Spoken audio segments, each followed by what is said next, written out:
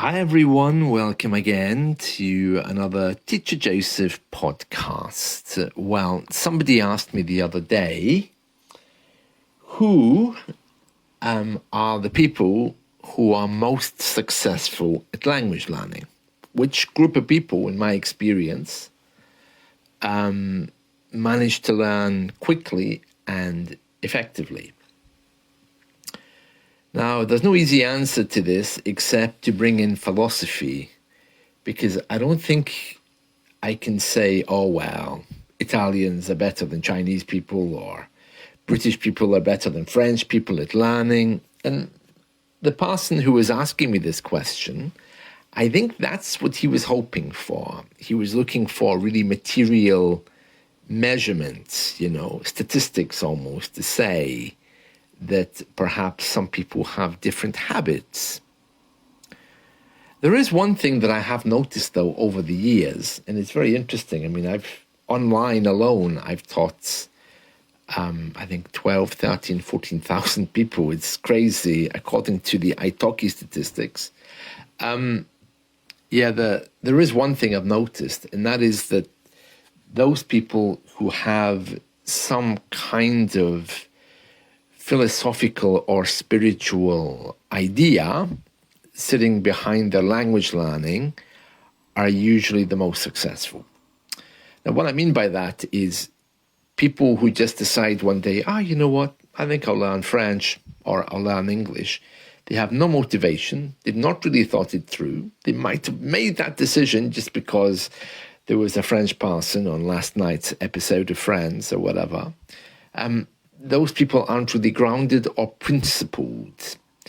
But people who meditate, even for 5-10 minutes, or who are open to that practice of doing so, they are more effective at learning because their minds are open.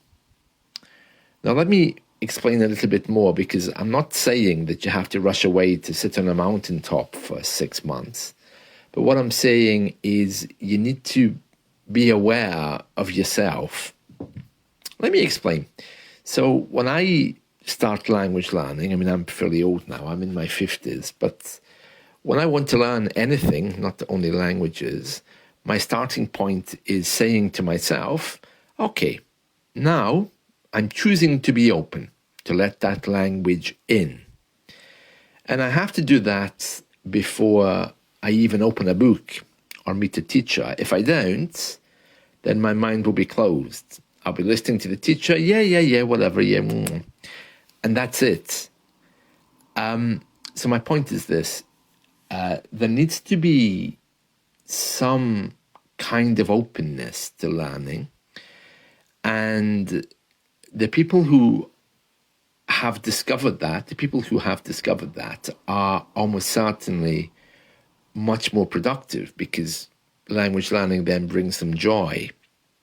However, that's very different from being told by your boss, I want you to improve your English, and then you take English lessons for an hour a day in the work's time. So you have a meeting with the boss, you have an English lesson, you have a client meeting, you have lunch, you have a report to prepare, you have to do something else.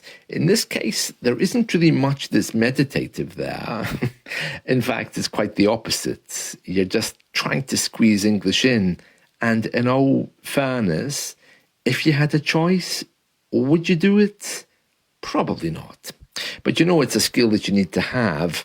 And framing it that way sounds good, but I think there aren't really any coaches around, at least there certainly aren't many English teachers around, who will actually give you this kind of info, who will actually say, look, are you meditating? What do you do to stay open? What motivates you? Those kind of teachers are fewer and fewer. And I say that because you go to an English teacher, he will present you with last night's lesson that he prepared, whether you want it or not. Unless he's open to listening to you and realizing that you want to improve your dialogue, you might have a different experience. These days, coaching is becoming the thing.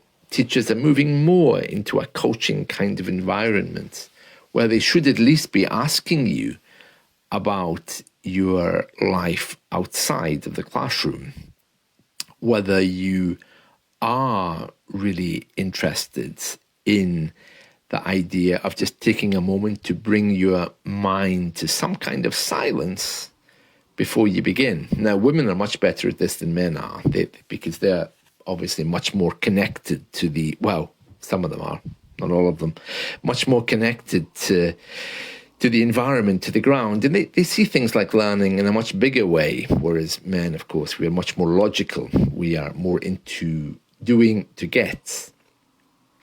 And it's just something I want you to consider today about how meditation can affect your motivation. Now, some of you are probably doing this already and you're not aware of it. You know, it seems to me that people in the IT industry, programmers, for example, when they have that moment of trying to solve a problem, you know that it takes a moment of silence to let an idea come up.